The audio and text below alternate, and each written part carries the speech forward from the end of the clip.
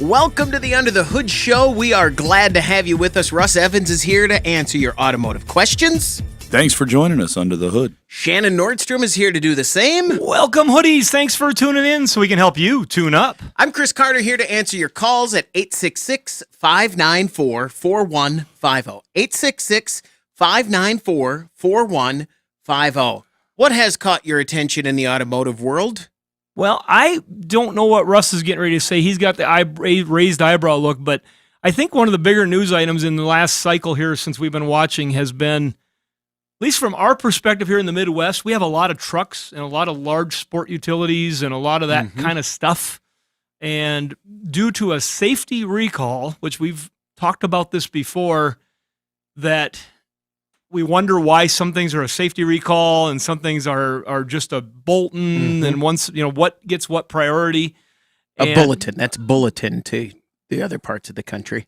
And for people that constantly question my use of the English language, thank you. But this big deal now is that they're going to do a recall on we've talked about them a lot for lifter reasons, but the 6.2s in regards to the problems on the bottom end of the engine. And we talked about that a little bit, but not near as much as we've talked about the lifters. And this does not include anything to do with the lifters. They call it a propulsion loss. Yes. Do you not lose propulsion when your lifters come apart and your engine explodes just as well as a rod? I talked to a guy about it yesterday, actually, for quite a while, and he said that typically for their customers, the check engine light will come on and the vehicle still be able to be moved off to the side of the road. Yeah. And whereas when your connecting rod disconnects from your piston inside your engine and it's a catastrophic failure, you cannot get off the road. My wife and I were up in Minneapolis just recently. Went up to one of the Timberwolves playoffs games on our way home from a speaking engagement that I had, and traffic was all backed up on I-494, and we're trying to just get to the I-35 ramp because there's storms coming. It was quite an event. But it was all backed up, and when I get up to where the backup is at, there's a broken down Kia right in the middle of the road with a pile of oil underneath it. Oh, no. And so when you talk about a safety recall for an engine expiring, there was an expired engine in the middle of the road. I knew what it was, and it had a big traffic backup. Then I would have called that a bit of a safety hazard. But the same thing could have happened if you ran out of gas. Sure. What's the big deal? You get a safety recall if you run out of gas. Anyway, there is 600,000 to 1 million. There's different numbers popping around of vehicles that are using the 6.2 liter engine, and their campaign to start with is going to help people replace and repair vehicles motors that have failed and are failing. And then they also have decided that Good luck finding one. that is exactly true. Then they've also decided that they need to switch the oil from a 020 to a 040. 040 Mobil 1 supercar oil. Yes. When I say that, Chris, what is the first thing that comes to mind when I say you need to change your oil? Now you're going to have to fill it with Mobil 1 supercar oil. Money. Yes. So I looked it up. Thank you, Russ. I was going to do that. What is it? I looked it up. It was exactly the same price as the 020. Okay. That's I, good. I was surprised because I've never had to buy GM or Mobil 1 supercar oil. Right. But when I thought that, my first thought was this is going to be $18 to $20 a quart, and that shouldn't be your problem if you own this car. But no, it was the same price. Interesting. 866-594-4150. And we'll be talking about this more, but we've got calls coming in, so I want to start getting to the calls. We'll start with Carol. You're on the Under the Hood Show. Carol, what can we do for you? Yeah, we have a 2015 Silverado pickup, and when you close the door, turn the car off, on the display it shows that the driver's door is open, and it's not, and then the interior lights stay on. Yep. What's going on?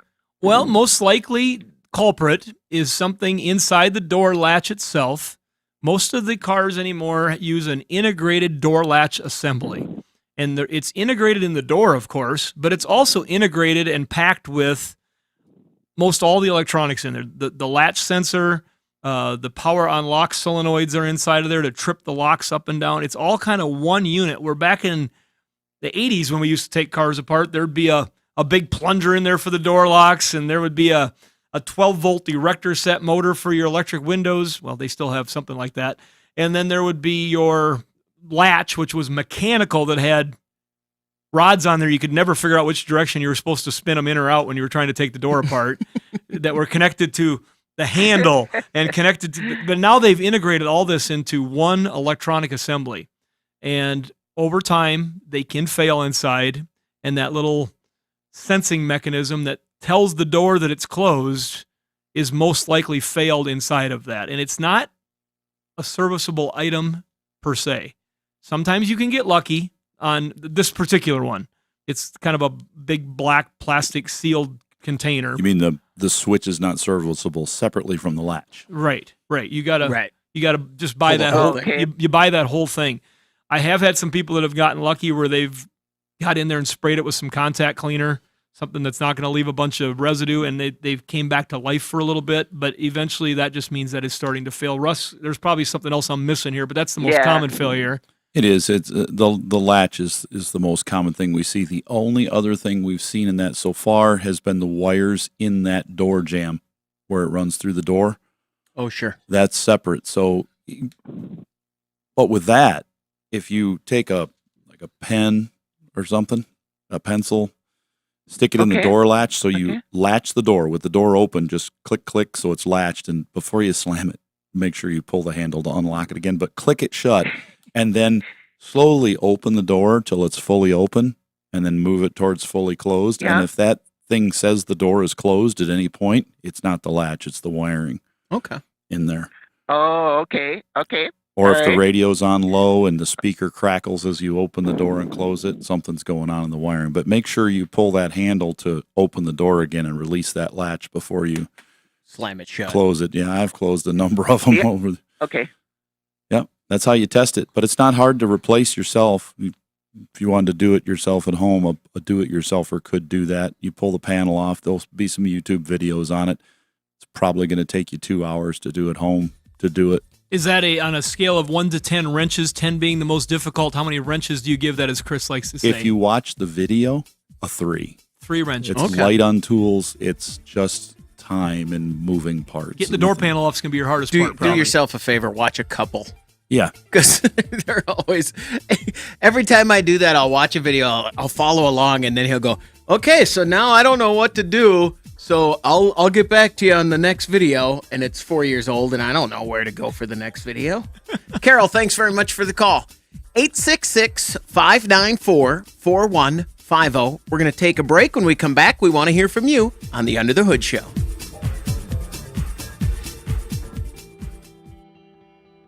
Eight 866-594-4150. That's the number to reach us here at the Under the Hood Show. Let's go to New York and talk to Lou. You're on the Under the Hood Show. Lou, what can we do for you? Hey, I have a 22 Silverado. One of the lucky ones who just got blessed with the recall with the 6.2 liter. It's pretty much my Sunday truck. I don't use it in the wintertime. I put it away. So it's only got 9,000 miles on it. And I've been doing 3,000-mile oil changes and things like that. Just wondering, other than I am going to switch to the 040 that I saw they're doing at the dealership level for ones on the lot. But other than that, is there anything I can do? No, you really isn't. I have the same truck. I've got a 22 and a half. It's the 22 mid-year refresh with the electronic shifter and the bigger screen and stuff. I have the same truck. I've got a ZR2 truck and I love it. 6.2 liter, and I'm in the same boat. I don't want to make this sound like Russ and I we like to be very realistic.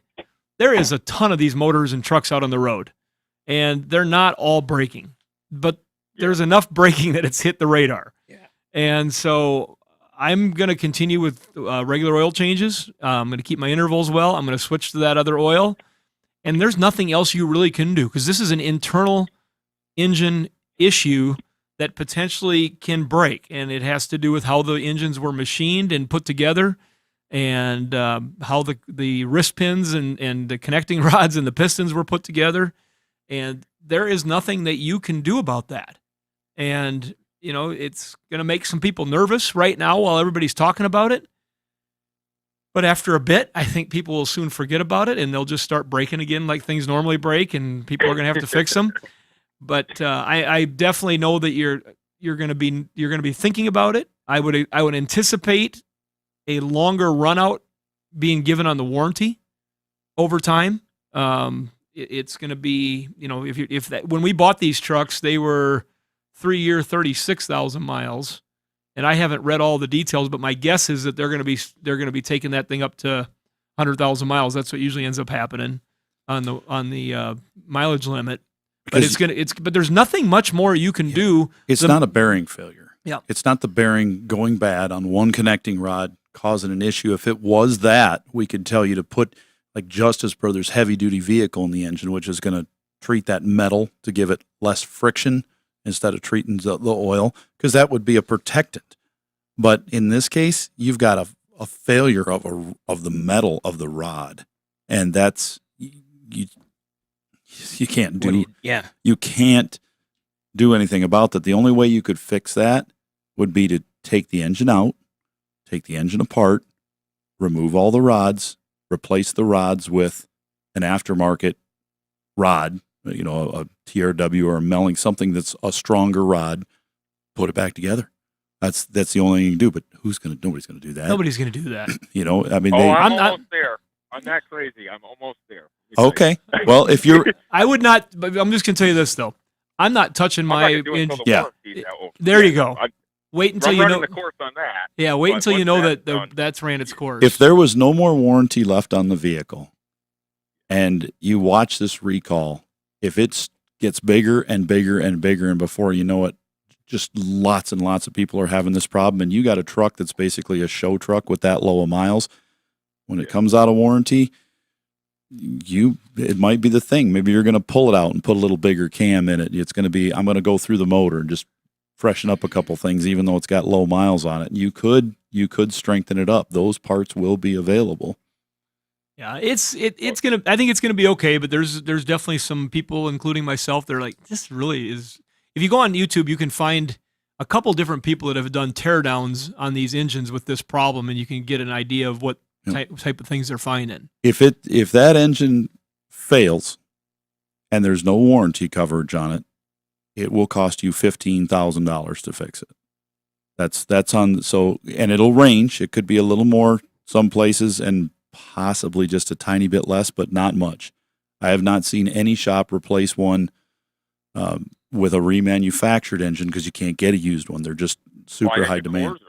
$7,000. Exactly. So a used engine is very expensive. If they come up, they are very expensive. So we're talking reman, and that would be the most likely. You're talking probably $15,000. So if you could get around that, it would be great. And this whole thing, in 3 years, this might be a non-issue.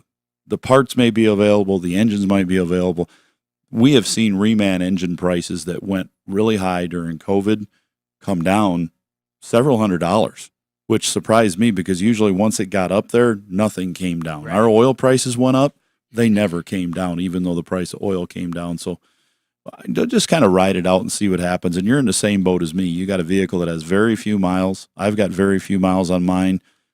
It seems like it's getting more and more all the time. Anyways, but they're ideally. Yeah, I just mean it's getting more use than it has before, but the miles are still very low on it.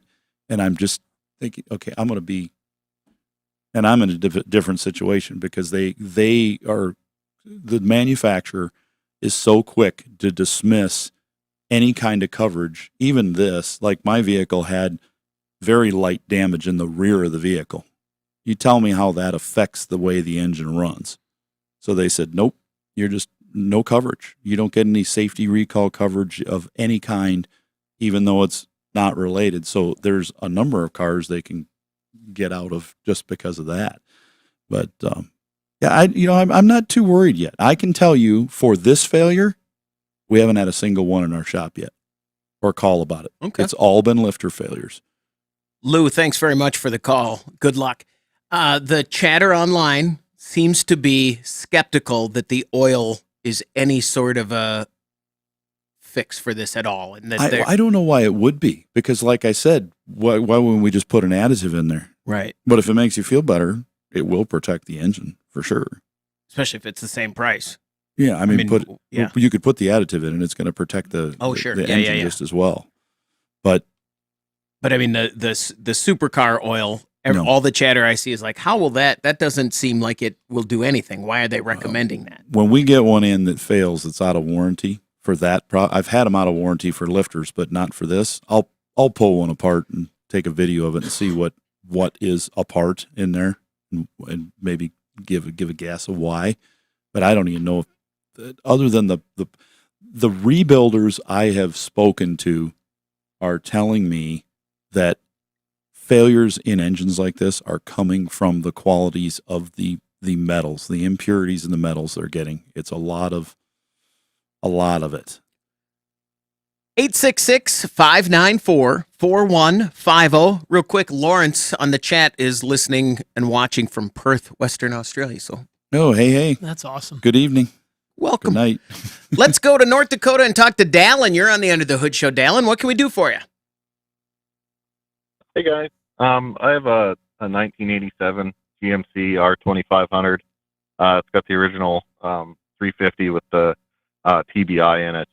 I've had it for close to 3 years now, and all of a sudden the right hand fuel tank just kind of stopped working. I'll go to switch it over, and it just dies instantly. If you switch it while the truck is turned off, it will switch to that tank, and I believe the gauge is reading correctly. Just wondering if you guys had any tips on what it could be, I guess. Yeah. How long have you had this truck? 3 years. 3 years. Has this always had this problem since you've had the truck? No, it just kind of started Good. 5 months ago. Okay, I just wanted to make sure that you were operating the switch correctly, because a lot of people I've had come in over the years, they flip the switch. When you flip the switch, it's made for this. You just lightly flip it up, and the gauge will show you. So if you're on the left tank and you flip the switch to the right, it'll give you the reading for the right tank, but you're not actually pulling fuel from that tank. The pump doesn't turn on in the other tank, and it doesn't switch until you push in on the button. So you've got to flip it and then push it in like another quarter inch. It's got a spring to it. So, I'm looking at you like I didn't know this. well, maybe you don't, because some of the switches. We're talking about the old square bodies with fuel injection. Some of the switches would fail, and you just flip it, and that would be enough. But if you push it a little farther, with the key on and the engine off, just listen out the door for the valve underneath. You'll flip the switch, you'll hear nothing. Just flip it very slowly so you don't hear that click. And underneath, you'll hear nothing. But when you push in on the button, you should hear it go switching back and forth like an electric door lock. Question. Is that by design, or is that Yes. because the switch has got a No, problem? it's that way so you can flip to the right tank and see if you got any fuel before you flip it over there and figure out, I'm empty and it stalls. Maybe I never drove enough of them Yeah. trucks long enough. I know you had those trucks. So there's only one of two things that can be wrong there. Either three. The switch could be bad, and they're cheap. The switch over valve underneath the vehicle could be bad, and I think that's like $47 to $80. They're pretty cheap too. Or the fuel pump could be bad in the other tank. One of these three items. So the first step is to find out, is the valve switching, and you can do that by the audible test. Listen for it. When you push it in all the way, both ways with the key on, you should hear it click like a door lock in your doors on that 87. It should be pretty loud. Click, click, click. If it doesn't, I would get a switch and that valve. Both of those are going to be available at an auto parts store. I put that system in our 49 GMC we got up there at the shop to switch tanks. I was just going to say, Dallin, thanks very much for the call. I was just going to say that, because I love doing this, if Dallin were replacing a similar vehicle in 1987, it would be a 1949. That's how long ago 1987 was. Oh, hey. That's some really... Isn't that crazy? Did you have to do that on a piece of paper? Or No. When it comes to weird time things, I'm good on that. But I love those perspectives. That's great. we're going to take a break. When we come back, we want to hear from you. The phone number to reach us, 866-594-4150. You're listening to the Under the Hood Show.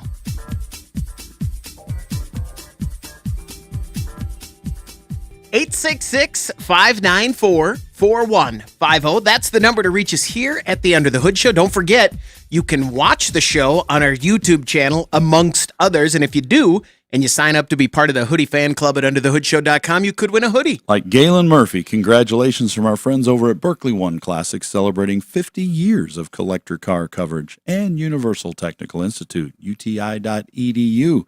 If you're thinking about becoming a little better versed in your field, whether it's mechanics, auto mechanics, trucks, Marines, motorcycle mechanics, ATVs, CNC, well, they're adding campuses all over as we speak. So check them out, uti.edu. 866-594-4150. Let's talk to Roy in Mississippi. Roy, you're on the Under the Hood Show. What can we do for you? Yes, sir. We're working on a 71 Barracuda, and we kind of have an option between a 383 or 400 engine, either one we want. And I was wanting to ask y'all, out of those two, which one you would say was a better engine. Also, I was wanting to ask you about a thumper cam, like running a thumper cam, like the pros and cons of that. Do you remember the commercial, Chris? Barracuda, man. It's a car, not a fish. Well, hey, tell us a little bit more about, other than the color. Yeah, don't tell us the color. Tell us a little bit more about this Barracuda, so we can Okay. so we can get a feel for what you're doing and where we're at with this thing. Yes, sir. It has manual drums, and I'm going to leave it that way. It's going to have power steering and air conditioning, and basically, I'm just trying to build a cruiser. Okay. Scott's a 70. What's Scott got now? I can't remember. It's older. He's just down the hallway. No, His other one was a I got- 71, I believe. I think this other one's older. We got a sales guy that, man, he's deep into it. So Yeah. same kind of thing, cruiser. So drums, huh? So, All the way around. so now is the car? Tell us about the car. Did it come from down south where it's not rusty? It's nice and clean. No, don't tell us. Or that. are you restoring it? Or he's not going to tell us. I'm restoring it. Well, halfway restoring it. Just getting it as a runner. Yeah, And what was the car originally? 318, Okay. which is gone. I wish I still had it, but it's gone. I would have went back with that. Yeah. Yeah, just stick a 383 in it, put a bigger cam in it so it makes a lot of noise with some cool exhaust, a couple turbo mufflers under there with turn downs in the back. That's what I'd be doing to it. Just make a little cruiser with some nice noise coming out of it, because it's not going to be, it'll be powerful enough, get decent mileage with that engine, but Yeah, I didn't know about the cover cam, but about the how much vacuum, Yeah. Well, you need enough vacuum for brakes to stop that thing, because if you've got, now when you said it's got the drum brakes, does it at least have power manual. vacuum brakes? Nope. Manual. Oh, then you don't need any vacuum. if they're you just manual, got to push harder. yeah, you just got to push harder. If you don't have vacuum to the brakes anyways, you're not going to need any vacuum. It doesn't. There's nothing on that engine that runs vacuum. The only thing you'd have to worry about, the bigger the cam gets and the less vacuum you have, the bigger the stall converter needs to be in that torque converter, because otherwise it's going to die at stop signs. You want it to idle up a little bit. I would probably get like a TCI Saturday Night Special or a Street Fighter converter in there. That's what we always put in those. And you put You must be psychic. I already got it. there you go. And like maybe like we were thinking like 283 or a 292 cam or something in there like that. I'm not exactly. It's a smaller. I think a comp makes like 3 upper cams. It's a smaller of the smaller one. Yeah, okay. Then it's probably like a 262, 272, something like that. But if you get in that range and it's idled up just a bit, you'll have a nice exhaust sound. It'll be a nice cruiser. It'll sound faster than it is, and that's all you need, because it really 99% of the time on a car like that is spent cruising around, not trying to go. Yeah, you're not going to the drag super strip, and fast. if you do, it's going to be for fun anyway. No. Yeah, just fun. When I pass away, leave it to my granddaughter, so she'll have it. Yeah. Oh, that's pretty fun. That's pretty cool. Do you have access to? Do you have access to both of those engines, or already? Oh yeah. Oh, I'm trading. I'm horse trading the guy. He said he'd be able to build me any one. I got a bunch of Hemi stuff. Oh, that'll be fun. That'll be fun. Well, this is a Berkeley One Classics Guess the Color contest time for us, and this car has been going to stay in the family, and they're going to stay in the family. And since the daughter's going to get it, I'm going to guess that this car is blue. Okay. Chris, what do you Just think? blue? Right now I'm just going to say blue. Okay. Be safe. For some reason, I don't know at all why, but I don't know anything about Barracudas. But when he said a 71 Barracuda, I immediately got a picture in my head of a gold car with the black hood scoops or hood scoop. I don't know if it has one or two or none, but that's what came into my head. So I'm going with gold.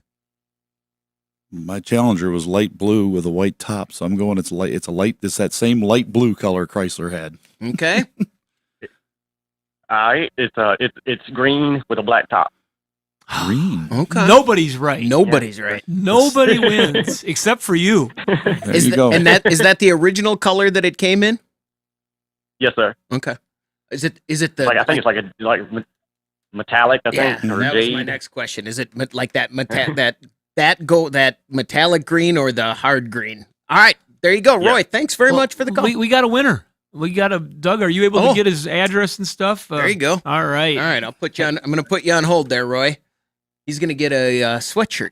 We don't always do that, but a lot of times if we don't guess it right and we're feeling in the mood, you get a hoodie from Berkeley One. Have we ever tied that to our guesses? Well, last week we kind of did, so that's okay. why I was trying to break that because I didn't Okay. want anybody to think that it was like every time. All right. Okay. But there's times where it just feels right. Let's go to Georgia and talk to Brian. You're on the Under the Hood Show. Brian, what can we do for you? Hey guys, good morning. I've got a 22 Yukon AT4, 49,000 miles on it. It's got the 6.2 and a 10-speed in it.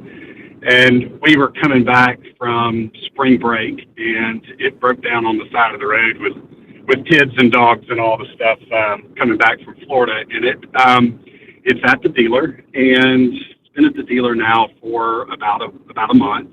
It needs a replacement valve body.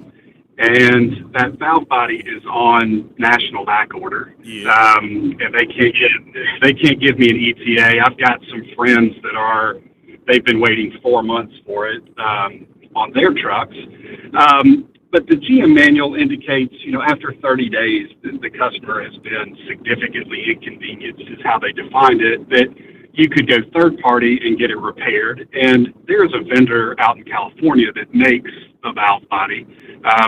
He knows what he has, so it comes at a premium. But before I paid the cost difference just to get this vehicle on the road, I wasn't sure if y'all have heard of any solutions available for that valve body. And then the last thing is, then you got that notice Friday about the potential recall forthcoming regarding the 6.2 engine. So I don't know how long this vehicle is going to be in the shop. So kind of stuck in a little rental car right now too, while that's all getting worked out. Yeah, you're going to wait, and on the valve body, if you wait on GM, and you could be waiting with the changes that are out there right now, you could wait a month, you could wait a year. Maybe it's longer. I don't know. I mean, there comes a point where you can only squeeze so much blood out of a turnip, and when it's empty, it's empty. It's like, okay, I know we owe you the parts, but they're none available. So what do you want us to do? It's like, we want you to come up with the parts. You made it in the first place. Right. Make them somewhere else. We don't care. You got an aftermarket guy that's able to do it. I think it could get pretty deep, but if there's not enough people, some people are going to get left behind. If there's big enough voices on it, hopefully something will happen. But I don't know of any other than the aftermarket solution or a used part. Now, so I can tell you, there was a time during COVID when Mercedes parts were not available. Certain ones. And the Mercedes manufacturers were really good about it. They were going as far as to allow them to install certified used parts, like the parts we sell at Nordstrom's, on those vehicles to keep those customers going. And depending on what they were, some of those got replaced once new parts were available. Other ones did not, because they were better than the kind and quality. I mean, if we put a 10,000-mile part on a car that had 80,000 miles, well, they already got a better part than what was on it. So those things might start happening, but in the aftermarket, there's just not so many. We would never take a valve body out of a transmission, because we either have a good transmission or we have one that needs to be rebuilt, so it's going in as a And I was core. going to jump in, Russ, just for people who are listening. As we talked, it seemed like we're getting a pretty ugly picture here on the show today, but his problem is with his transmission, and, you just touched on that. No engine problem. And in this case, he's got a problem with the valve body, which is in the bottom of these transmissions anymore. It's the electronic mechanism that controls all the shifting, and it makes all the decisions in that closed area network of how this transmission is going to shift in coordination with the engine RPMs. And it does it through necromancy and magic. It sure seems that way. But when it doesn't work, it doesn't work. I definitely would be, if that was my vehicle broken down, I'd be pressing them just like you're doing and say, all right, here is this solution. I know it's available. It's at a premium price. Something's got to give here.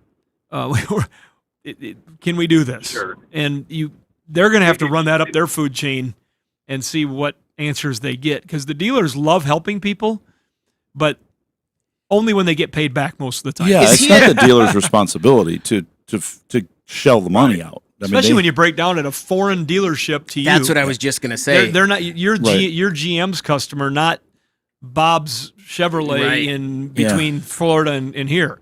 And so that's why the manufacturer has to be involved. Now, if I'm a dealer locally and this customer has bought 47 vehicles from me in the last 10 years because they, just do a lot of stuff, I'm probably figuring out a way to trade the vehicle, do something, but that's going to be unusual. The dealers want to help.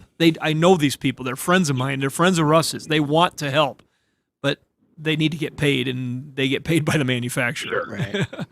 I would press it. I'm not aware of any other solutions. Just like Russ said, I'm not aware of any solutions. Where's your warranty status on this vehicle? It's still covered. So I've got, out of the 60,000 miles, I'm at 49. So it is under warranty still. And the dealer's been great. They're in a tough spot. I'm in a tough spot, and just need GM to help us out. I don't know if it's realistic. The part difference is $2,000 between what the vendor has and what GM would cover. And so I'm pressing to get that paid for. And I don't know if that's unrealistic for me to press for them to cover that or not, but they've got to factor in how long they're paying for a rental car too, so it's an interesting situation. Yeah, that rental car in a week is probably going to, depending on if they're supplying you with the same size vehicle, a week or two could really add up pretty quickly in that. So it definitely deserves a little more talking to see what they want to do. And hopefully they'll do something. The problem with an aftermarket part is if it's not a certified GM aftermarket part, like somebody that they endorse, they don't know what they're getting to put on there. If I had a warranty even if issue, they know what they're getting, they don't know what they're getting. Right, because it's like, okay, we're going to start buying these parts from this guy. Well, how do we know those are going to hold up? Right. Then we're in real trouble if we spend $2,000 more to put somebody else's part on. And then it becomes our problem in 4,000 miles. I think you guys are hitting it right on the head. That's why these are so touchy situations. Yep. Yeah. Well, so when they build a car, every single part is sourced for the car, and a price is affixed to it. So they know if they're dealing with, sometimes they're dealing with a buck or two. It's like if we can buy millions of parts at a buck or two less, we're saving a lot of money. They start throwing this money out. Now that profit on each car gets smaller and smaller, and it's got to go somewhere. It's a budget factor. Brian, thanks very much for the call. Good luck. 866-594-4150. We're going to take a quick break. When we come back, we want to hear from you on the Under the Hood Show. 866-594-4150. That's the number to reach us here at the Under the Hood Show. Let's talk to Shirley. You're on the Under the Hood Show. Shirley, what can we do for you? Well, I guess got a silly question for you. My question is oil, or if you start with a major brand, can you change to a different major brand, or can you change to a auto parts stores, their brand? Like if you're traveling or something and you need an oil change, and they don't have your oil, can you go from like Valvoline to Quaker State to Mobil to whatever? That's a great question, Shirley.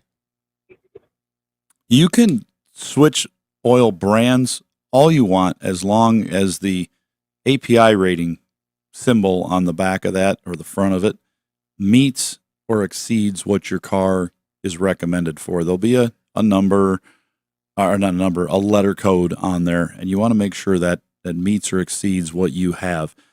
What you want to avoid, though, is switching between full synthetic and non-synthetic, conventional blend oil is what we talk about, because you can run into some leaks and stuff. I've been using it since. I've been using synthetic, and I stay with that. That's Okay. not the problem. I was just curious if you could go from brand to brand. You can. There are some cheaper brands, though. If you're looking at like a Walmart brand versus like a cheap, like the SuperTech Walmart brand. Anyways, versus Mobile One, and you can buy Mobile One at Walmart, or something like that, or just go to the gas station and it says Citgo synthetic oil. There are some differences in qualities, but still, if you look at the API rating, if the API rating is the same, it should be the same oil. And this is where Chris jumps in and says, what? The API rating doesn't mean anything. You can't. There's no. You have to have the corresponding either internet web page. Yeah. Or You need to know what it means. And in some cases, some of the parts stores, I don't know, I haven't been in there for looking for it. They used to always have either a digital or a flip book or something you could look at to say what the different categories were and what they meant. I haven't seen one of them for a while. Here's my question. Speaking for Shirley as a proxy, if I'm bringing my car in to get an oil change, do I have to deal with that? No. They should know They do what's it. They better be okay. doing it for you. Yeah. Because if they're putting the wrong oil in your car and there's a problem, that's on them. If you can prove they put the wrong oil in. Right. Yeah, I think the question I always ask is what oil are you, what is coming out of your hose? What am I going to get put in my vehicle? What's your house? What's your default? Yeah, and I don't often worry about the brand name in that case, because I know from Russ managing our shop that there are some wonderful oils that have a different name on them than what you would see on a commercial during the Indy 500. And they are made in the same plant. Sometimes they're Same the oil, same. yeah. Sometimes they're the same oil. You just tell them what we have been offered oil before. We could have under the hood show oil if we want. Here's under the hood oil. They'll put our label right on their brand, but it's this base stock oil. This is what you get. Do you want an additive in that oil? Yeah, you know what? We're going to put the Justice Brothers additive in every quart of oil. So this is going to be under the hood oil, and it's going to have the Justice Brothers additive in it and our label, but it's going to be this base stock. That's what they do. They put different additive packages in those oils. The oil's all coming from the same ground. So to answer your question, going across the country, don't worry about brand name. Is what your question is. If you got to get the oil, just make sure it's the right viscosity and it's the right blend type of oil as what you've consistently been using, and you're going to be fine. Mm-hmm. It's best to stay consistent, we tell people. It really is, but that is the biggest deal. It's got to be the same. It's got to be the recommended viscosity for the engine. It's got to be the correct blend for the engine. And if you're able to figure it out, the right API service grade of what's supposed to be there or higher.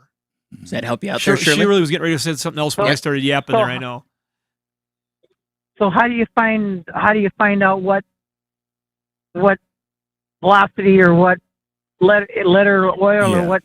How do you find that out to begin with? It's usually in your owner's manual. At least that for the viscosity of the oil that came with the vehicle originally.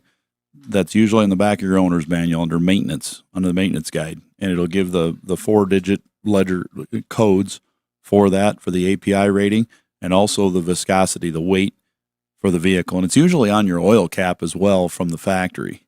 What kind of vehicle is it? 15 Equinox. 15 Equinox will say it right on the oil cap of the vehicle. Okay. And part of the recall for these 6.2s we were talking about earlier in the show is you're going to get a new oil cap. Yep, new oil cap with the new number. With the new number on it, what it's supposed to be. And you can, if you've got a vehicle that has had the oil changed in its life to a different style, you can just go buy the newest oil cap available, which will be lettered for it, if or nothing at all.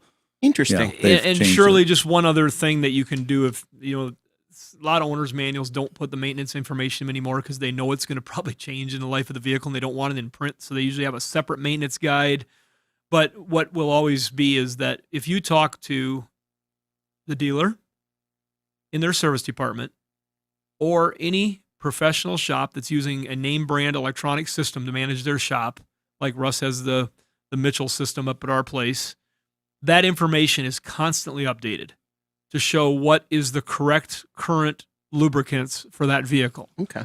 And they pay attention to the technical service bulletins if something changes. That's part of the value of having those systems is you're getting the most updated information.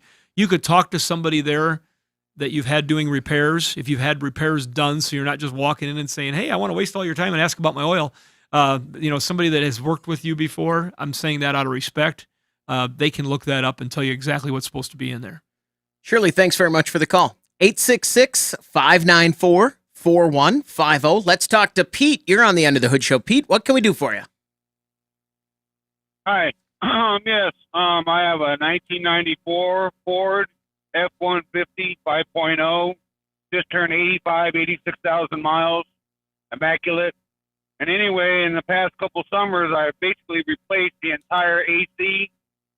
And 2 days ago, I always warm my vehicle up and finishing something at work.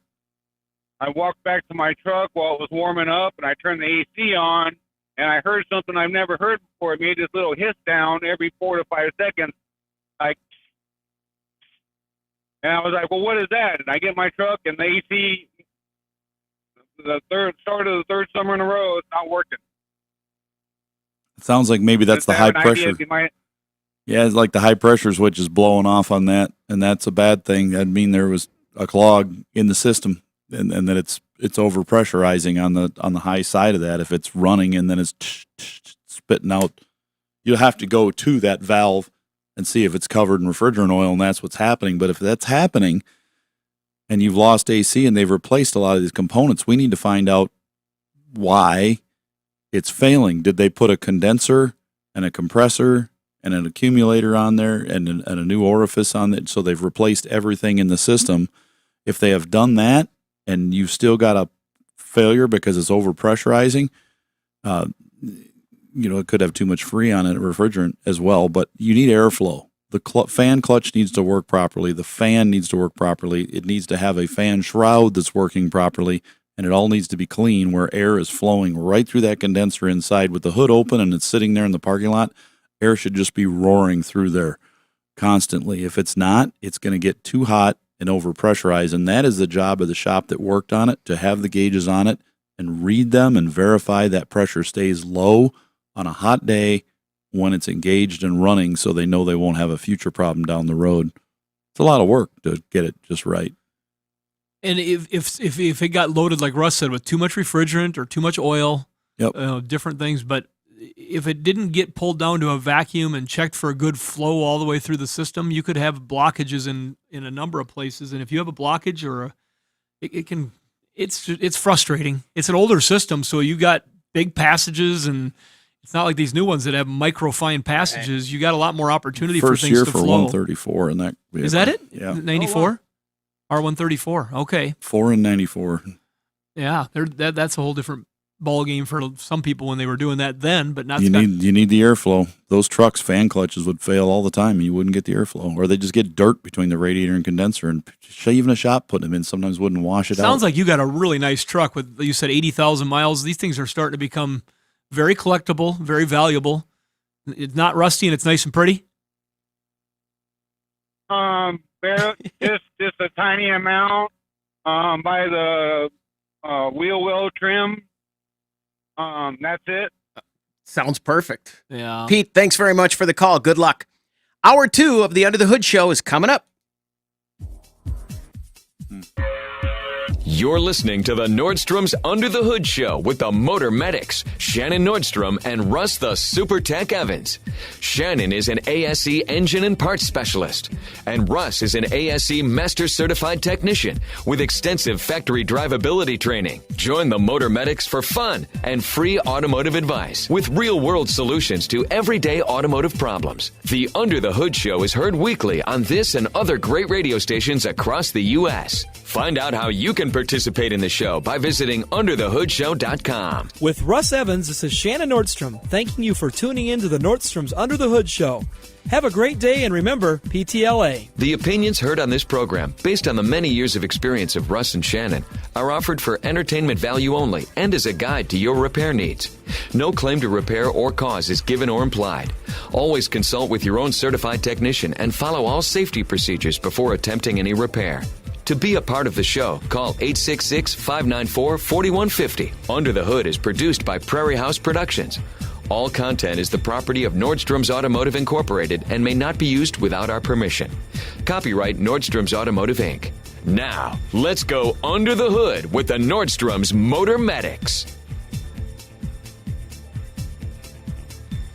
Welcome to the Under the Hood Show. We are glad to have you with us. Russ Evans is here to answer your automotive questions. Hey, thanks for joining us under the hood. Shannon Nordstrom is here to do the same. Welcome, Hoodies. Thanks for tuning in so we can help you tune up. I'm Chris Carter here to answer your calls at 866-594-4150. 866-594-4150. Let's go right to the phones. We'll go to Arizona and talk to Mike. You're on the Under the Hood Show. Mike, what can we do for you? Good morning, guys. Long-time listener. Enjoy your show. Thank you. I'm in the market for a used pickup, and I have my eye on a 23 Ford Ranger. It's got the turbocharged 4-cylinder and the 10-speed automatic.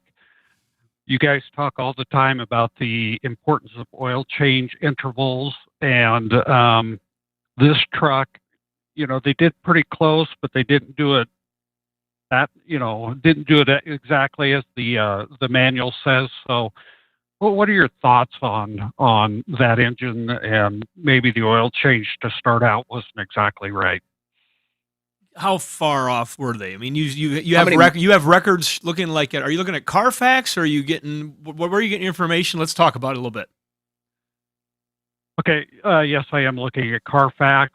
The truck has a total of 16,000 miles on it, and it looks like the first oil change was around 5, and I think it was supposed to be 10 for the break-in oil, and then it was probably 7 or 8 on the second one. Well, now's the time to get it right. Yeah, it's still got low miles. I'm not concerned. If it's not burning oil now and it runs good, just do the right oil, let the right intervals from now on, and you should be fine. But on that engine, you've got to really watch on those little turbos. We've had a number of them come in.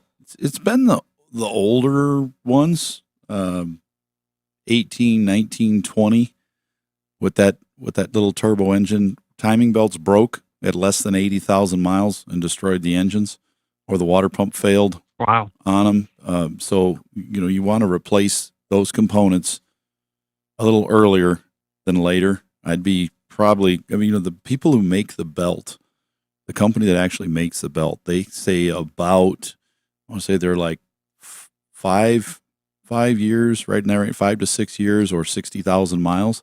But yet the manufacturer says way longer than that. And there's a lot of cars that, I see them come in and they're 100,000 miles on one in 10 years and they haven't changed it. I'm like, we should probably get that changed, and they get it done. But they go and they work. But this is one we've seen come in and the belt's broken, and they've bought an engine because of it. But you don't want to over tow with that thing. I don't like towing at all with that thing. It's super small. They generate a lot of heat, so the maintenance needs to be done. Things need to make sure they're working properly. The engines, the Fords, are some of the worst for grill shutter problems. They don't put a code on the dash. When the grill shutters fail, there's a code on the computer. The only way to see it is to scan it and read it. So pay attention to your temperature gauge. If you notice in the summertime, as you get up to highway speeds, the engine's running hotter at highway speeds than it is in town in traffic on a hot day, something's wrong, and that something wrong is probably broken grill shutters. They get hit with a bird, or they get snow and ice in them, and the motors break and they don't close and open properly. If they get stuck in the open, you're 50-50. If they're stuck in the open position, you're fine. If they're stuck halfway closed or fully closed, they're going to overheat and they're going to damage these engines. It's something we never had to worry about until about 5 years ago, and now we're having a number of engines come in that have been overheated and cooked because of grill shutters closed. They don't allow airflow through. So we have to look at every one of them, make sure they're operating. I don't like that. I don't want to have to worry about that. Well, and some people are wondering what a grill shutter is. And so It's a big piece of cardboard on the front of the truck in winter. Yeah, Well, that it's opens ba- and closes automatically. it's in front of the coolers, and it's electronic, and it does just that for fuel economy and heating of the engine and different things. It controls the airflow into the engine, and they fail. They have little electronic servos on them, like you said. Bird strike, that can do it. I got one that's halfway closed on a truck right now, and I drove it the last couple days home, and I noticed when you get to about 70 on the highway, starts heating up. It's 230, 236, and you're like, that's weird. I slow down, it goes down. That used to indicate a clogged radiator, but years ago, because you couldn't get enough flow through that thing, and you get higher RPM, and it wouldn't work. Now it indicates grill shutters that are halfway shut because this truck's got a brand new radiator. I want to go back for Mike. Mike, from all the things we talked about, you're probably thinking there's no way in heck I'm buying this Ranger. Well, they got better in 21 on that little turbo engine. Yeah. In 21, it became much better. What is your use of the truck? Mike's like, all I wanted to know was about the oil changes. yeah, Quit it. Yeah. I like the truck. No, what are you going to do with the truck? What's your use? I am not going to tow. It's just going to be, your standard throw a few things in the box, nothing heavy. How long do you typically keep a general vehicle? How long do you usually have a vehicle? A few years, 3-4 years. That vehicle is going to serve you well. They're wonderful little trucks for that. You see people buying the Rangers, and they step down sometimes to a Maverick to have that crossover pickup, car type feel. And that Ranger has proven to be a overall pretty good truck. But we see the problems. We see what happens when things don't work. As far as your initial question, the oil changes that have been done, you want to see that first oil change go a little bit further, if possible, most of the time. But Russ hit it. You're going to be fine. Just start with your routine. That truck's going to serve you well. Proven chassis. You're not going to have a lot of problems, I don't think. I think you're going to enjoy that and pick your favorite color. There you go. Mike, thanks very much for the call. You do bring up an interesting point there, because I had a conversation with someone recently where they said they overload their pickup bed a little bit because they shouldn't tow with that vehicle. That someone told them they shouldn't tow, So they they put too much in. in the bed, and I was like, that's the same thing. That's the same. You're still pushing that limit. Yeah. Yeah. And plus you're getting into problems with handling characteristics when you load a bed overloaded. Right. There is lug and load being put on the system, different than if you're pulling, flat ass pulling. But there is definitely something that a person has to pay attention to, is what all those ratings are. We're going to go to California next. When we get back, we're going to take a quick break. 866-594-4150.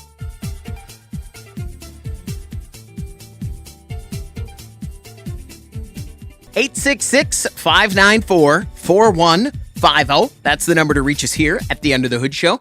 Let's go to California and talk to Robert. You're on the Under the Hood Show. Robert, what can we do for you?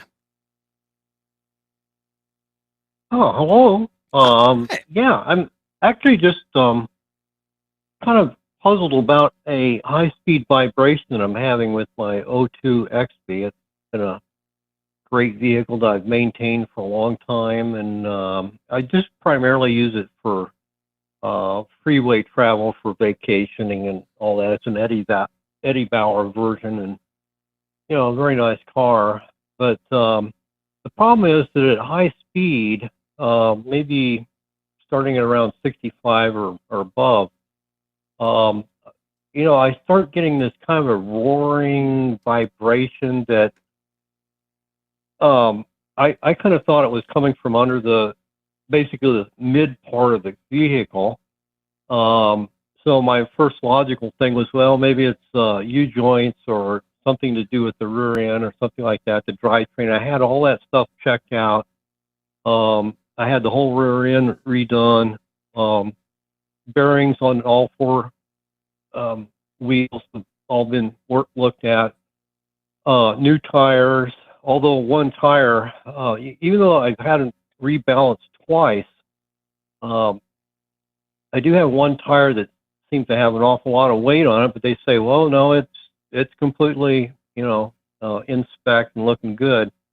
At any rate, the problem again is high speed vibration. Everything else below that, it's got check the engine.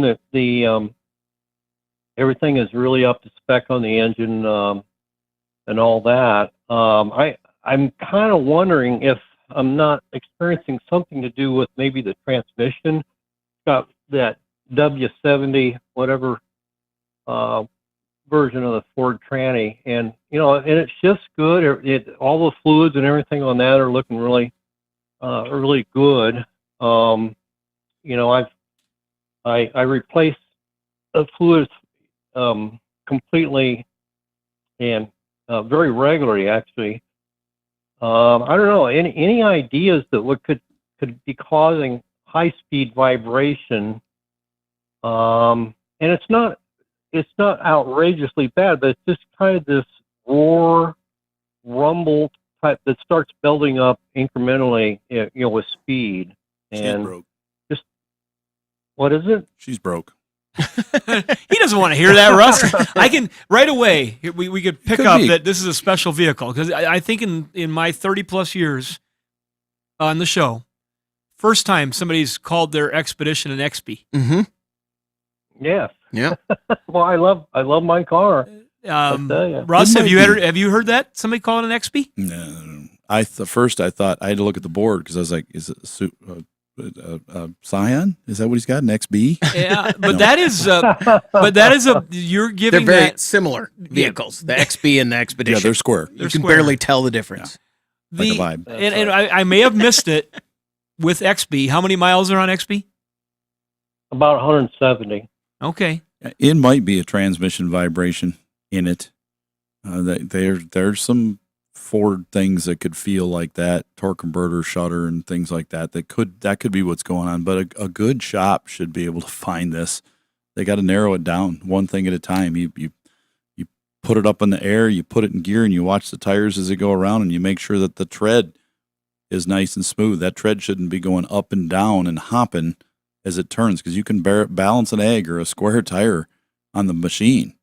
But if it physically is out of shape as you see it turn around, it's not turning smooth like a nice circle. It's hopping up and down. It's going to vibrate horribly. It's got to be perfectly smooth. The wheel has to be straight. The tire has to be straight.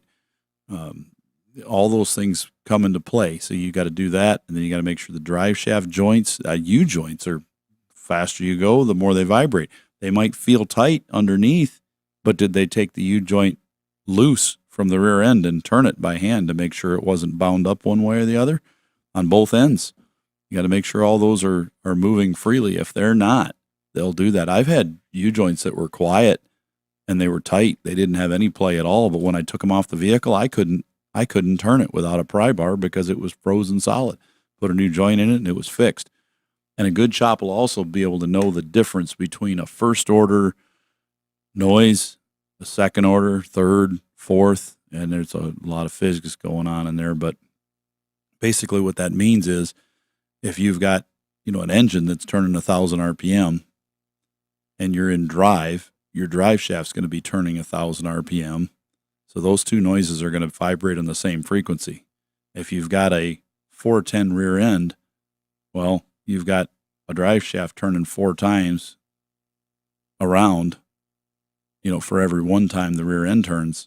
That's going to be a different order of vibration. So they'll be able to know what frequency we're vibrating at. And they even have meters for these kind of things, so you can watch the frequency and see what the vibration is. And if you know it's like a fourth order type vibration, you'll say that vibration's coming from the rear end or a tire when it's spinning, because the tire is turning slower than the drive shaft. The drive shaft's turning 4 times slower than the tire, or 3, depending on the, case 3. You got a 373 or 308 or whatever you got. Sure. You can find these vibrations and narrow them down that way until you get where you're going. But it takes a shop that knows noise, vibration, and harshness diagnosis, which is a difficult. Ford has always been one that's been very, as far as warranty goes, they've got a whole listing just for that specific category. Wow. And they're really good about vehicles that run incredibly smooth, and then they know how to find those things when it happens. I'm going to guess, though, that just jumping back in with Robert here about the way he talked about his vehicle, He knows. that this vibration is not very bad. Like you said, it's slowly rumbling, you're feeling it, and sometimes that can be very troublesome because when a shop comes in, they're like, yeah, it feels pretty good. This is an 02 Expedition, 170,000 miles on it. This is not abnormal. Or to you, you might say, I've had this thing my whole life. This is not normal. That can be a bit of a fine line sometimes. So I just got to ask you, Robert, is you started the way I described it. Would you say this is other people get in your vehicle and say, oh my gosh, what's going on? Or is it just you that notices it?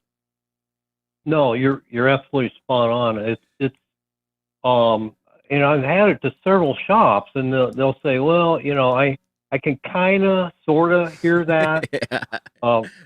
Right. But, I've lived with this vehicle for, years, 10 years.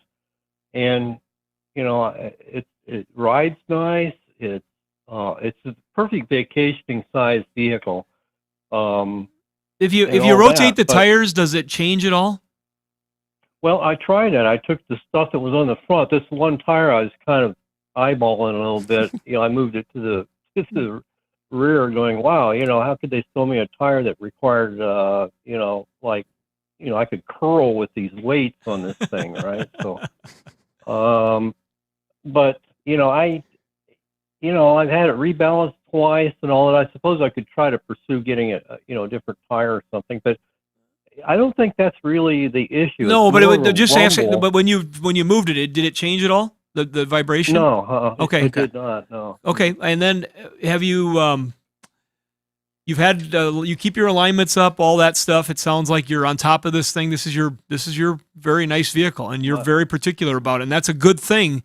But that, like I said, sometimes that can be very difficult for repair shops because they're used to people coming in when things are broke. Right. And say, I got a shake, and they get in the vehicle, and they're like, you sure do. Yeah. And then when they jump in yours and they say, it's fine. I don't really feel anything here. This is great. What are you talking about?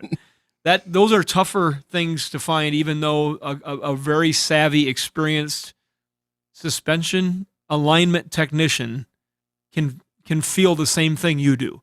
So what I might recommend to you right now is, I don't know what your normal expert is that you use, and they're probably just great with their electronic alignment equipment, their balancing equipment. But we've brought this up before. This is like a little truck. This Expedition is like a little truck. Find yourself a truck alignment shop in your area that does alignments on semis and medium duty trucks and that sort of stuff. And typically you're going to find a pretty good alignment specialist there and balance specialist, and just let them take it for a thought, because they're going to look at that differently than.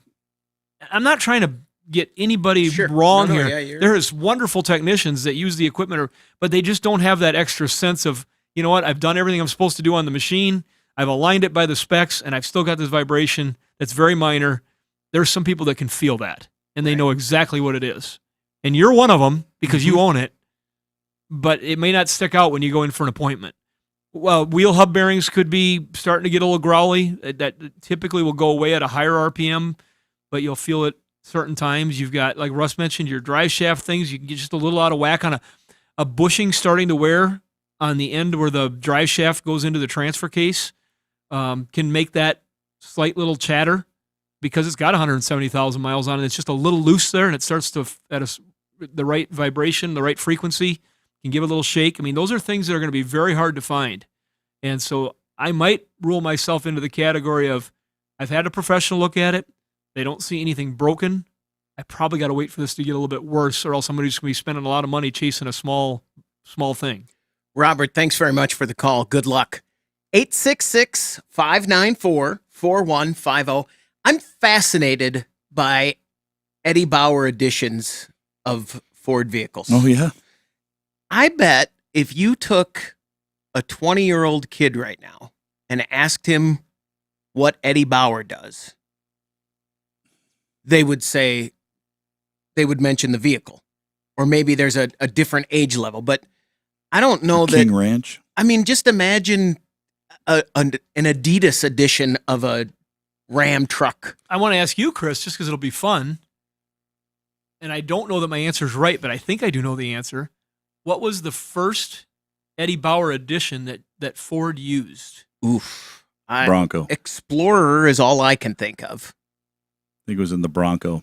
It used to be something. If you had an Eddie Bauer Bronco versus a regular Bronco, there was a huge change. Now I don't know if it's much more than a sticker. Was that like in 92, 94, somewhere in there in the Bronco? Oh, boy. And then they started doing it in the F-150. 90 or but I 1s. think, It was early 90s. But before that, you guys are missing one before that.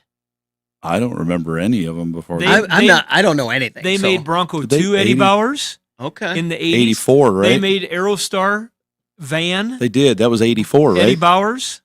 5, 6, 8, 4, I'm going 5, to 6. say it was about 88, 89. Maybe 87, 88, 89. Maybe 90. Chris Somewhere will right have in there. to look it up. I'll look it up here. We'll take a break. But You know what I saw this weekend? And Chris was like, but it shocked me. I didn't remember him.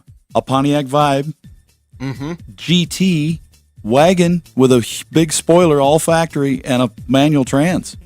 Oh, pulled up next to him, and it had a manual trans. I went, have you seen a GT wagon Vibe with a manual trans? It would have probably been like that Corolla crossover type. It's like style. a Matrix. Yeah, it's a Matrix. Yeah. But still, that would have been perfect for Chris. We're going to take a break. When we come back, we want to hear from you. We're going to Canada again next. 866-594-4150.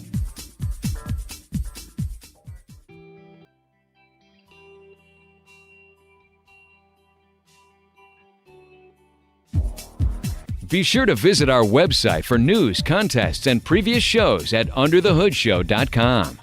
Welcome back, everybody. It's time to get back under the hood with the Motor Medics. 866-594-4150. That's the number to reach us here at the Under the Hood Show. Don't forget, you can watch the show on our YouTube channel, amongst other places. And if you do that and you subscribe to the YouTube channel and join up on the underthehoodshow.com website to be part of the Hoodie Fan Club, you could win a hoodie. Like Devin Krenz, congratulations from everybody here under the hood and our friends over at Berkeley One Classics, celebrating 50 years of collector car coverage, and Universal Technical Institute.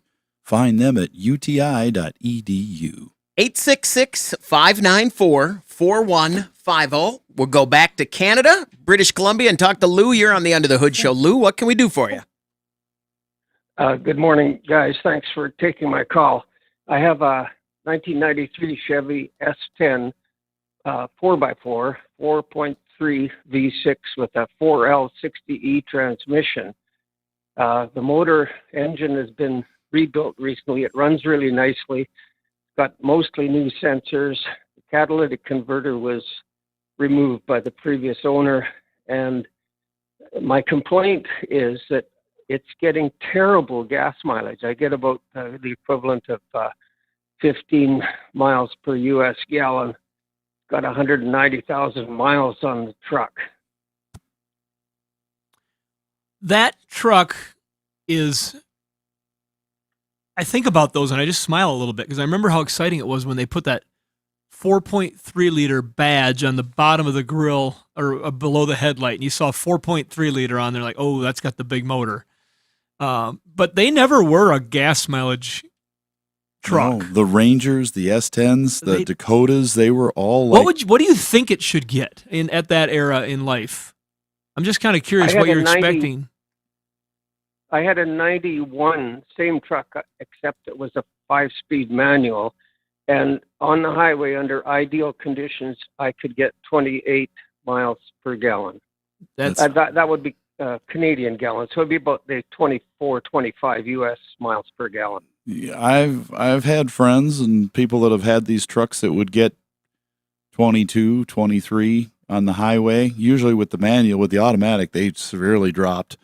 They just take a lot more energy to run those things. You're pumping fluid to move it instead of just putting it direct into gear, and there's a lot more weight involved there. But for the ones that the people I know with these, they're telling me they're getting, maybe 15, 16 miles a gallon on the highway. On this early system, pre-OBD Russ, with no catalytic converter on it, how much effect is that going to have on its that fuel could economy? be really, if the converter's been removed, it could really be skewing the fuel trims.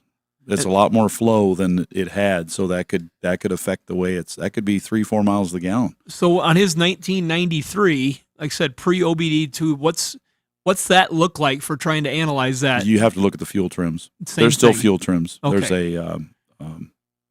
There's I forget what they call that thing. It's a different Dual name. gas analyzer? No, it's plugged. I You just plug wanted the to say scanner that. right. You plug you plug the scanner right in, and the fuel trim, instead of reading fuel trim, reads it as a Another thing. Forgotten more than I learned. Or Yeah, I didn't mean to put Yeah. you on the spot, but I just didn't know if you could it's still do the same fuel trim it's tests. It still has fuel trim in that computer. You can read on that and see where it's at. So you're looking to see how much bouncing between rich and lean it is, and just see what's actually happening. And that's what it's going to take to figure this out. Right. And because you can't really, without spending some money, just go throw another catalytic converter in there. You could put an aftermarket one in there for a lot less money and get it set back up to factory. And it's going to probably be, in that era, a truck less sensitive than if it was an OBD2 vehicle, 95 and newer, as far as it's turning on the light and that sort of thing. Am I safe saying that, Russ? Yeah. A lot more tolerance there? Yeah. So, I mean, I think an aftermarket converter would be fine. Do you want to put a converter back on it, or you like it the way it is? If he doesn't have a lot of miles, I mean, if he's got a converter that's like $500 versus $500, how long is it going to take to spend $500 more in gas for it? Yeah. 5 years? Yeah. I don't know. When the engine was rebuilt, did they do anything more to it than just put it back to factory? No, it hasn't been modified.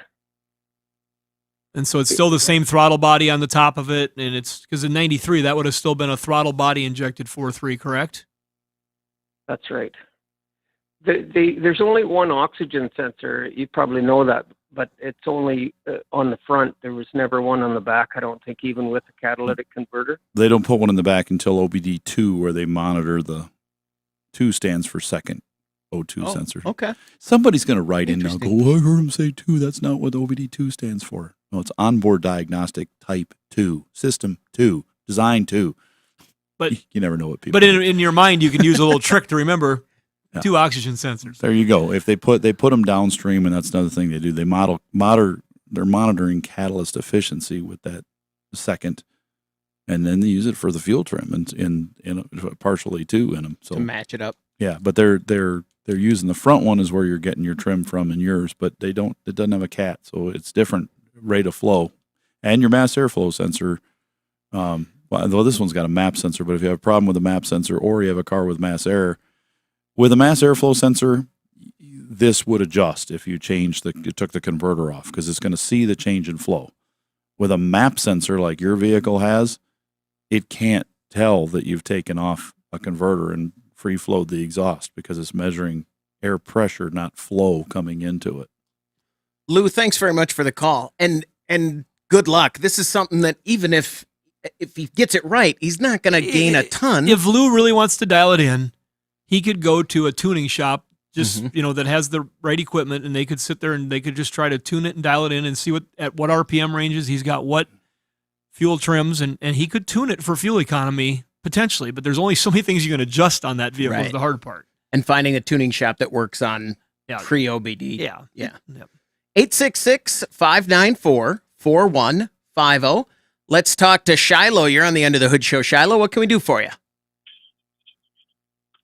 Hey guys, I just had a quick question. I was wondering if you could take the front fenders from a 2008 F450 and bolt them directly onto a 2008 F350.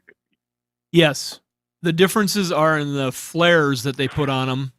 And that's why on those, I'm just thinking in that area, because they also had, like, if you look at the bumper on an F450, they had little extenders on them, and that was to accommodate the bigger flare that was on there. But the body itself is the same.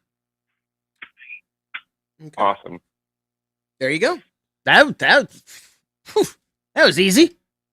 Thanks for the call, Shiloh. Good luck. As I was saying that, I just wanted to make sure I was in the right era there. Yes. Yeah. Yes. Okay. 866-594-4150. Let's go to Oklahoma and talk to Lou. Lou, you're on the Under the Hood show. What can we do for you? Well, I've got a 2013 Ford Focus, little four-cylinder flex fuel, 84,000 miles, and I've got an intermittent problem. Usually only occurs on a cold start, and in particular in cold weather. And it's not what I would call rough. It's more of a vibration. It's a very loud. The word I would use is vibration. It's not as if one cylinder is cutting out or anything like that. And I recently got a letter from Ford on a customer satisfaction program in which they mention a possible problem with canister purge valve on those cars. They describe it as engine hesitation, engine running rough, but also accompanied by a malfunction indicator lamp, which I do not have. It's not thrown any codes, it's not any check engine light or anything like that. So I thought perhaps this was the same issue. I tried to find out what a canister purge valve was. Nobody in Ford, none of the dealers use that name.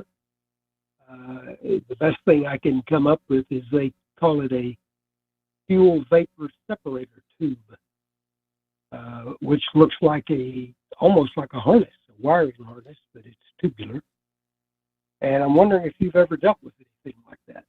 No, and I don't think that's what your problem is. If you've got that's a misfire and a shake deal because you've got a vacuum leak going on, a flow during a non-purge cycle is what's causing that. But if you don't have any misfire codes and it's running smoothly, no lamp at all on the dash, right? It sounds almost like you've got those cars when the motor mounts start to fail in them. The rubber starts to deteriorate, and then you get the metal of the metal contact. They'll vibrate like crazy, and sometimes worse when it's cold. And as those mounts warm up and soften up a little bit, they'll smooth out a little bit.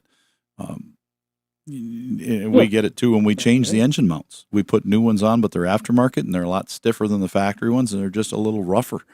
At least the motor's not flopping all over. That's the thing. But if you've got a car, if they can use the misfire monitor on a scanner and see that there's no misfires present, that engine's not missing, and it's not an issue with a purge at all. It's something vibrating, probably just a shake in the motor.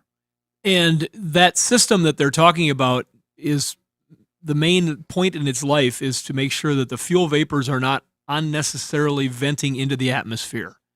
And so the purge valve is used to purge vapors into the vapor canister to filter them. And it's also used to test that system when the vehicle is cycling to make sure that the tank is still holding its vacuum, holding its pressure. And so that's what that is in line for. So those systems, when they get clogged up with on-burn fuel or they're not working right, they can make the car die. They can make it hard to fill with fuel, different things, but a vibration is not something that's related. So you've got one thing you got a letter about that got you thinking, but our hunch is they're not related at all. And I think that letter came out as be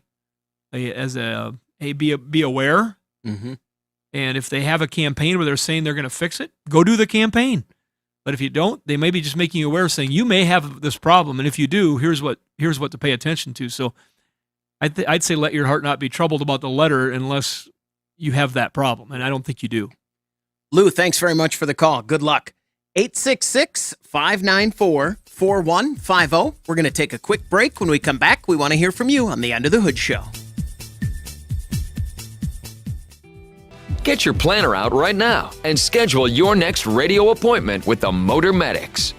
866-594-4150. That's the number to reach us here at the Under the Hood Show. Let's talk to Aaron. You're on the Under the Hood Show. Aaron, what can we do for you? Hi, good morning. Problem with the 05 Silverado. Wondering if you can help me out here. Diagnose. Okay. Go ahead. I have an 05 Silverado, and I went with a Power Torque through O'Reilly as a reman engine replacement. Okay, it's an keep going. L33, not the LM7. Okay. The problem I'm having is with the throttle. The engine runs great. Everything's operating just fine so far. Don't know if I made the right choice with this power torque or not, but we arrived at that decision for a whole variety of reasons I won't get into. The problem I'm having is the engine just does not want to idle down. It's idling about 200 or 300 RPM too fast. When you put it in gear, it's like the ECM is causing it to throttle up. So you've got to keep your foot on the brake. You let your foot off the brake and away you go. Once it's in gear, it wants to run at about 1100 RPM. It'll shift itself from first all the way to overdrive without touching the throttle. Of course, it takes a long time for it to do that, but it will work its way up. Driving along, say 55, you let your foot off the fuel. As slow as you'll get is maybe 35 miles an hour. The vehicle will not slow itself down. Well, one thing we can guarantee, that has nothing to do with the engine itself. No matter what engine you put, if you could just magically switch engines from underneath all the external stuff with the snap of a finger, they would all run like this. That is external. Throttle is always controlled by the external of the engine. Vacuum leaks, you got a vacuum leak that's not metered by that throttle, it's going to run higher. That could be the intake, that could be the throttle body, any of it, that's going to give you a leak. That electronic throttle body that's that one's got an electric throttle on it, doesn't it? Yeah, it does, without an IAC. Right. It's all electric. Some vehicles, depending on what size There's a it was. plug on. I'm sorry. Yeah, 1500 is going to have an electric throttle, but they had some versions for different reasons have a cable. But with the non-cable like that electric throttle controls it. The first thing I would do in that would be to plug a scanner into it, go into the idle command control, and close that throttle. I'd idle it down as far as I can get it to go and see how it responds. It may be that you have a problem with your pedal inside. It could be the throttle body that's failed. It could be the engine computer. We've seen a number of engine computers fail on these that give weird throttle reactions. And once I command that as low as it'll go, then I'm going to start spraying, looking for a vacuum leak, or get my smoke test out with the engine off and look for a vacuum leak.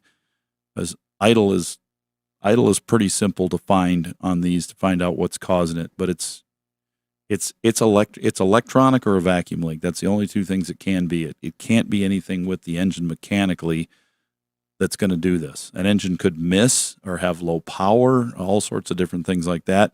But as far as idle goes, that's always controlled by the amount of air that's being let into that engine versus fuel. Aaron, I'm assuming that this did not do this before the engine was replaced. What was the failure that you had with your previous engine? Let's just talk about that for just a bit. The previous failure really was not a failure. It was getting to be 150 some odd thousand miles on it. It had a lot of city miles on it. When I bought the truck, I knew it was a risk. That engine was using oil and it was getting noisy. And I thought, you know what? Let's do this swap now. Let's just do it, get her done, and let me drive the truck for a while because I like the truck. So we did. Been having trouble ever since. Mm. All right, and so how much oil were you going through before? Oh, I would say, let's see, I was doing a quart every 1,000. Okay. Well, see, some of that could have been, valve cover, PCV valve. I mean, it could have been burning by the oil rings. There's a number of things that could make them burn some oil, use some oil. But I was just curious if whether or not you'd had a large loss of oil that could have affected the catalytic converter and the flow of the engine, that sort of a thing. But I'm guessing they've checked all that. But like Russ said, the idle that thing should still idle good. And if the engine health was very poor, let's say you had cylinders that weren't firing, it could be doing some funky stuff trying to make up for that, but you would feel that. And it sounds like it runs smooth otherwise, correct? When you're at lower speeds? Yeah. Yeah, you'd feel that if it was a dead cylinders or something like that. You could unplug the throttle body and start the engine up and see if it idles. It'll close that blade completely when it sits there and see what it does. It's usually got enough airflow. It'll run with that disconnected. It'll run very low in park, like 500 RPM, but it should run. That way it'll tell you what's going on electronically there. But I think you probably got a vacuum leak. Maybe that you got a bad gasket that came in that under the intake and it's leaking. Aaron, thanks very much for the call. Good luck. Don't let anybody borrow that truck. No. You got it. That's a big one. I mean, idling at 35 miles an hour is worrisome. And it should be easy to find for a technician. 866-594-4150. Let's go to Iowa and talk to Larry. You're on the Under the Hood Show. Larry, what can we do for you? Good morning, guys. Thanks for taking my call. 07 GMC Canyon, 3.7 liter. Got about 115,000 on it now, but I'm starting to think about timing change. I just I looked at the internet. Some people do the front chain and then pull the transmission, do the back chain. One guy says pull the cab. Another guy, I wondered just pulling the engine wouldn't be because it has the balance shafts and the rears. How do you guys handle that situation? We don't. People don't come in asking to do timing chains in our shop on this engine. We have engines come in because the timing chains have failed and they need an engine replacement, not on this engine. And we have engines that come in needing a timing chain, like on a 3.6 GM. But as far as the Canyon Colorado goes in that engine, we're just not having problems in that year range with these at all so far. But to get to an engine, any engine that has a rear chain,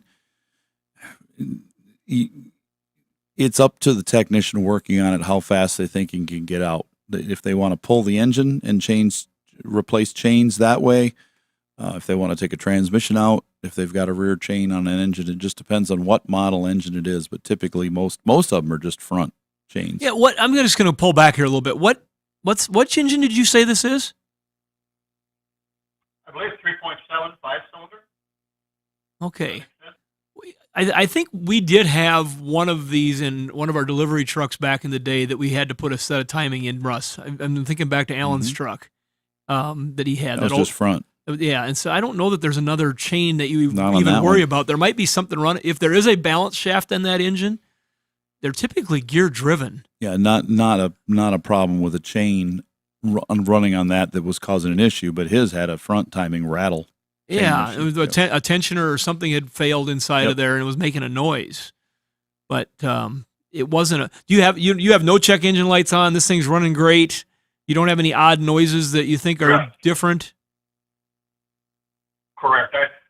Maybe I'm worrying about something I shouldn't worry about.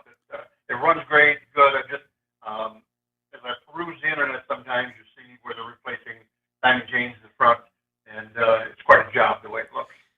Typically, a timing chain that's bathed in oil in a vehicle is not set for a service interval.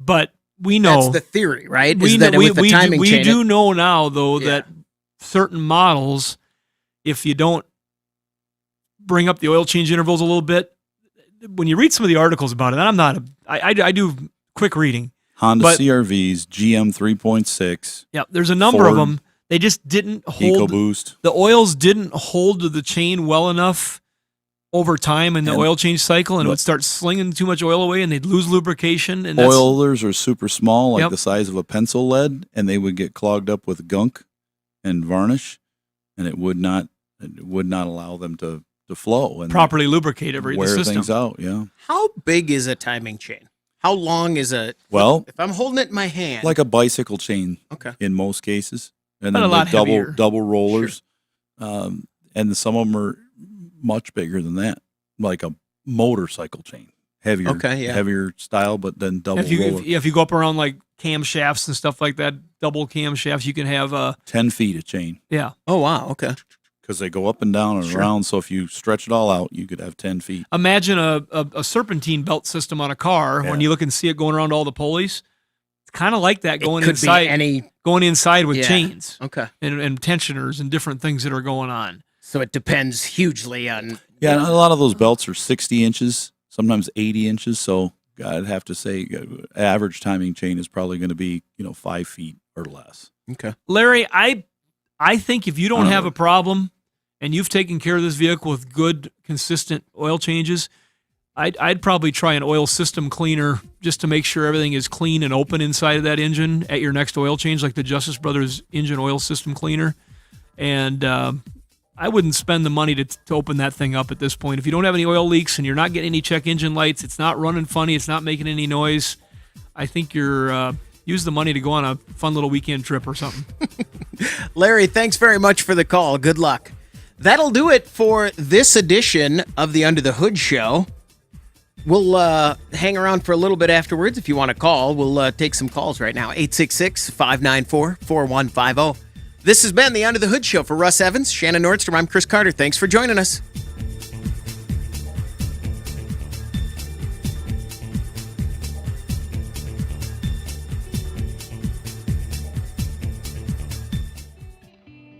All right. This is the after show. Do you want to discuss our loo problem or our loo situation today? Yeah, so we're just looking at each other. If you're watching YouTube going, what is he talking about? Russ was getting excited, and I didn't know why. There was a lot of gesticulating. Yeah, and he's looking at Doug, and Doug's supposed to know. And Doug's going, and you guys were on the same wavelength. I wasn't on it. I was trying to figure out what are these? I can't that's recall, often. and I've asked these guys too, do you ever recall anybody named Lou calling the show? And they're like, no. And as I'm looking at the calls today, there's 2 back-to-back to call named Lou, and they were different people. I said, Doug, these are 2 different people because we normally don't get if it was a Mark or anything, but there's Lou. So we get 2. And then we get 2 more. So we had 4 Lou's during the show. How about that? That's a lot of Lou's. When you don't. That was a Waterloo.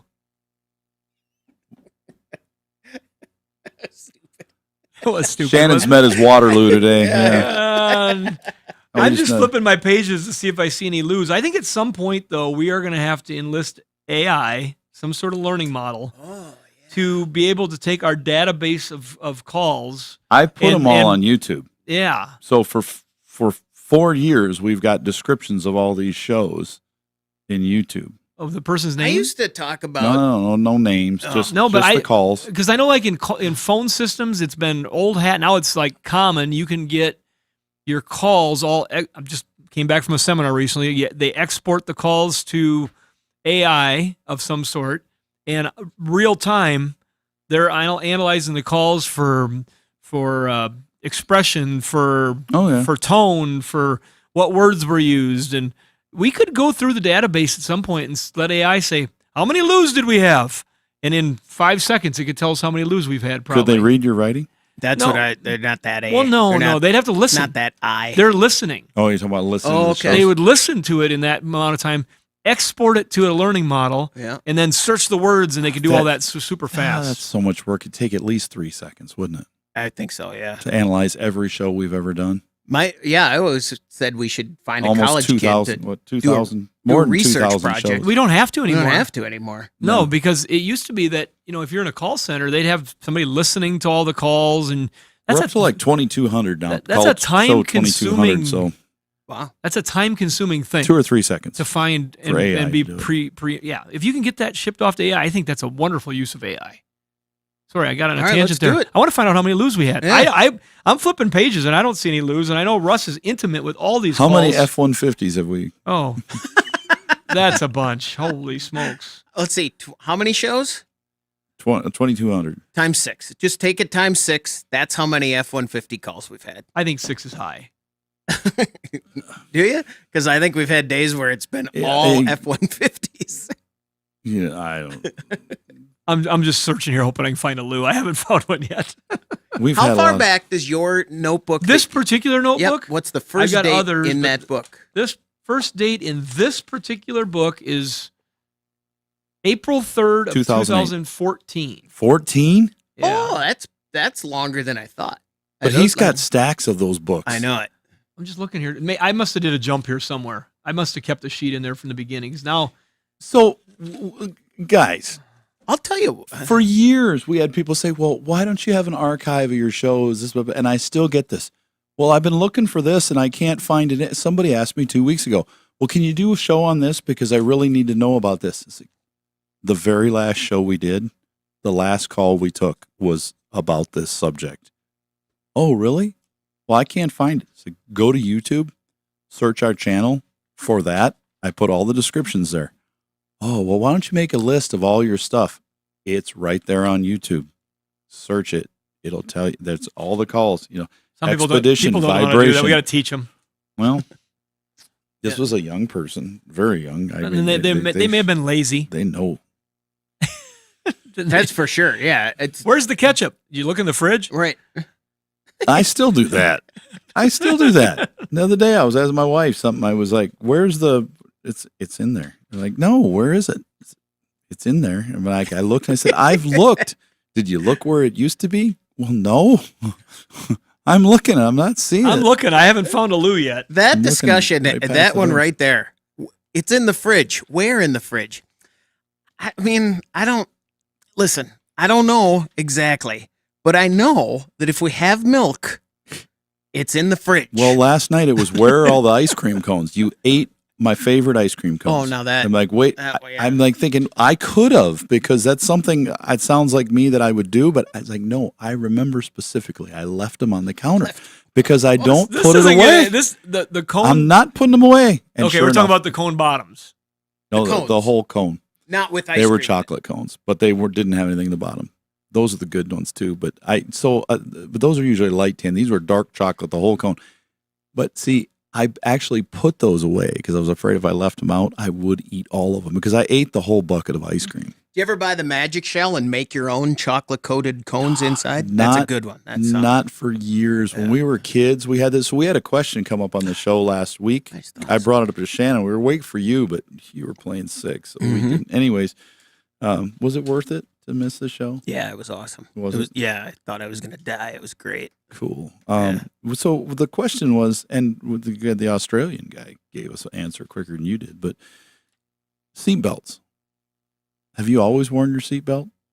Can you remember when you first started wearing it? Can you remember not wearing a seatbelt? And I don't mean when you're riding in the back seat or riding on Dad's lap in the front of the car. I'm talking about when you got to ride in it. I think When you were riding in the front seat, Dad said, hop in the front seat. Well, Mom said, hop in the front seat. And you had a really bad accident. Was there a seatbelt involved in that? there was. Well, we were pulling out of when our accident happened, my wife was driving. I was in the passenger seat, and we were pulling out of a parking lot.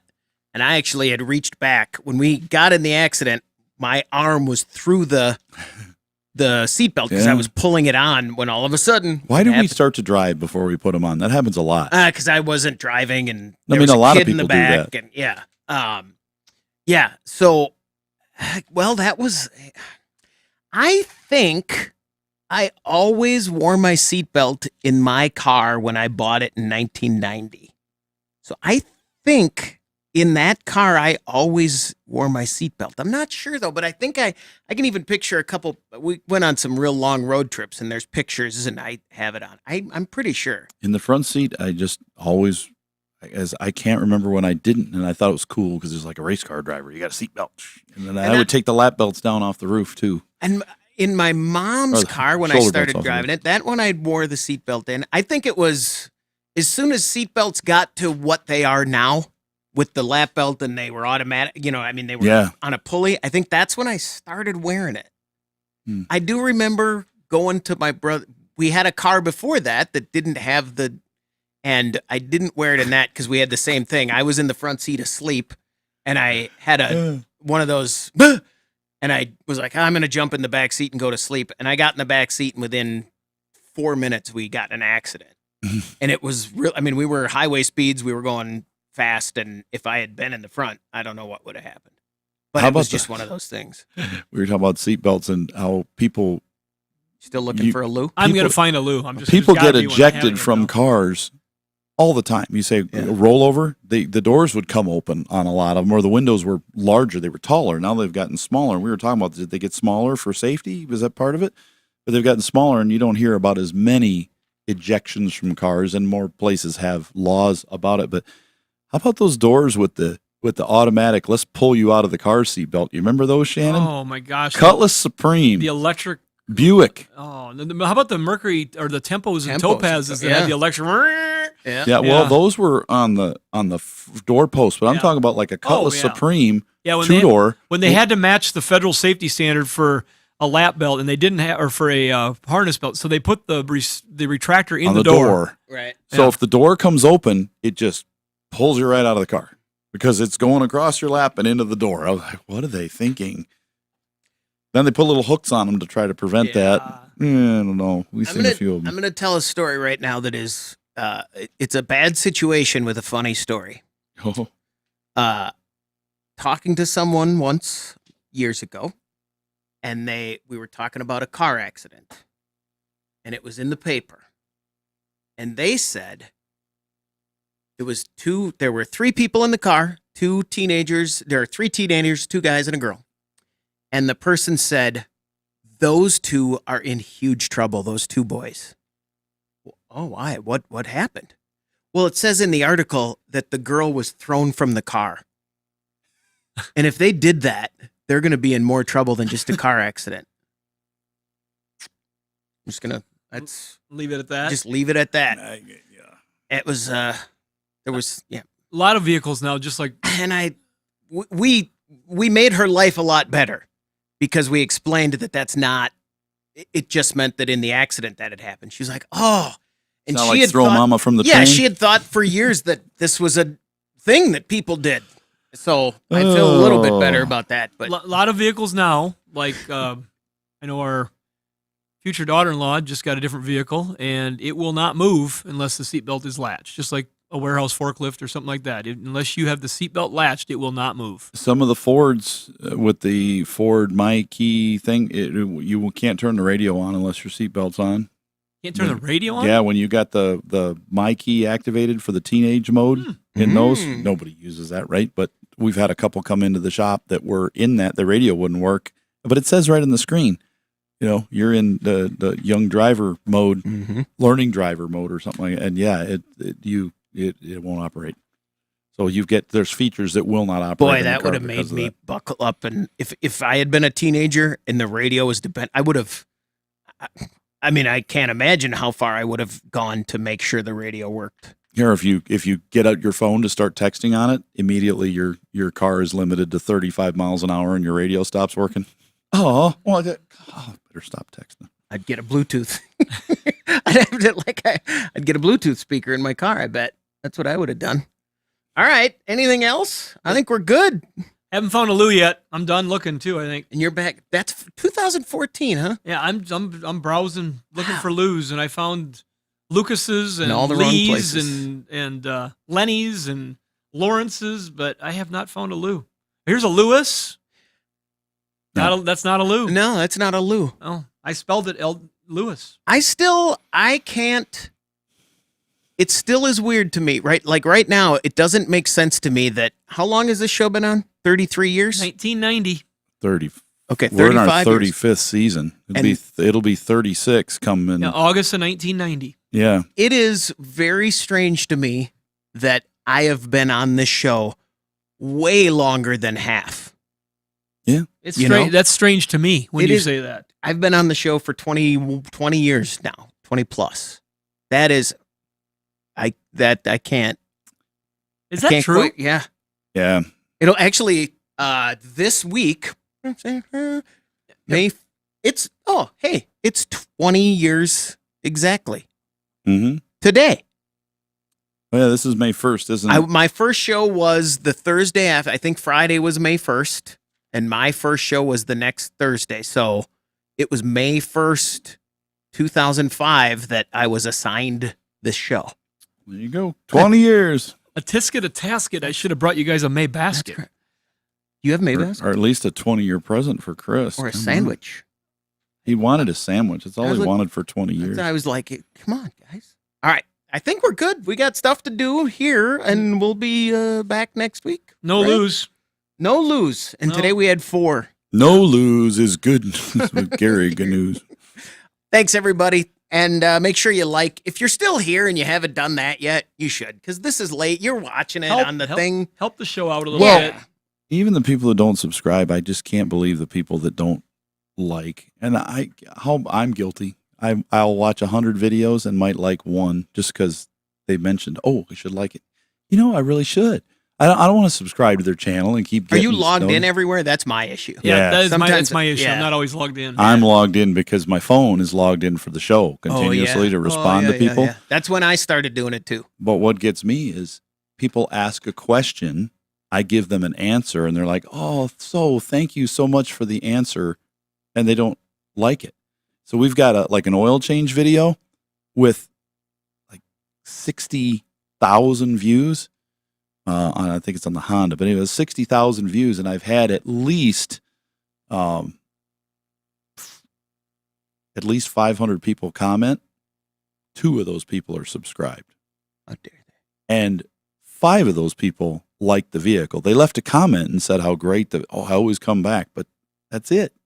It's like, can't you like it? Just like it. So Just like people know that they Commenting's good too. But It's yeah. whatever. I don't care. We're fine. Yeah, We he got doesn't enough. care. We're good. Doesn't bother him at all. Not a bit. So just as long as you like, it won't bother me a bit. Thanks, everybody.